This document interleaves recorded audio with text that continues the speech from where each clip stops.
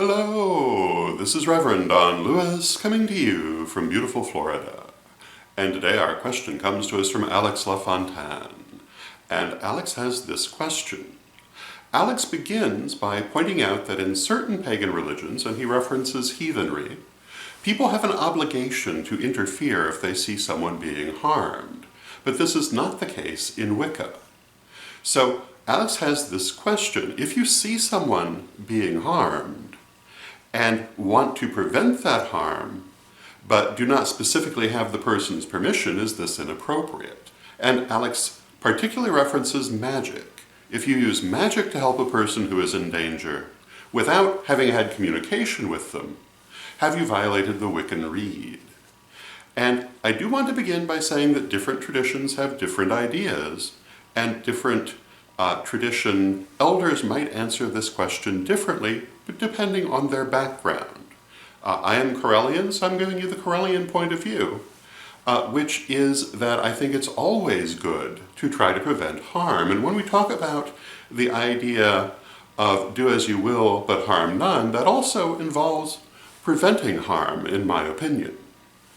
So I would say that if you see someone who happens to be being robbed or beaten or raped or any other horrible thing, of course you should interfere if you can. Now, is there an obligation? I would say there's not an obligation because everyone's circumstances are different, and not everyone is necessarily going to be able to physically intervene in that kind of situation. So whether you try to physically intervene or you call the police or you go for help, I would say that this is really up to you.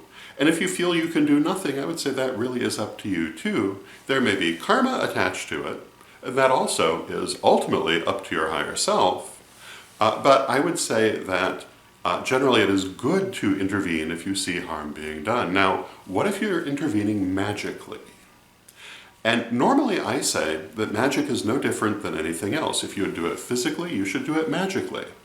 And basically I have that same view here, but with a caveat. And that is the difference between the physical and the magical situation here is that if you see someone who's being beaten up and you intervene, if they really don't want your help, they can say so. But if you do it magically, they have no way to do that unless you have built that in. So what I would say is that if you see someone being harmed and you choose to interfere magically to try to protect them, you should do it in a way that allows their higher self to accept or reject the help. You should offer it to the higher self in accordance with its own free will. That way, if they, for some reason, don't want it, they don't have to take it. You're not forcing anything, you're offering it. And I think it would always be appropriate to offer it. It is worth pointing out that situations can be more complex than they appear, and assuming that you're preventing harm is not always accurate. And so having that caveat to offer it to the higher self rather than force it, I think is very appropriate.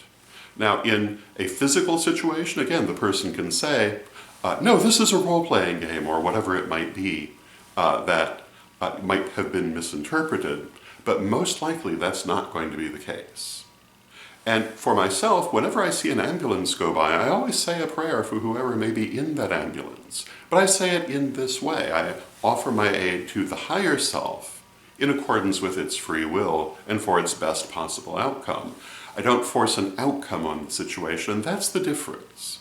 It isn't that, at least from a Correllian point of view, we hold that you should not try to interfere to protect a person, but rather that you are not necessarily trying to force an outcome. And again, in a physical situation, it is a little bit different than in a magical situation. You have much more control over this in a magical situation because you can charge your energy in this way, and it is what I recommend. So that would be my answer. I hope you find it helpful, and until next time, may you blessed be. Esbat.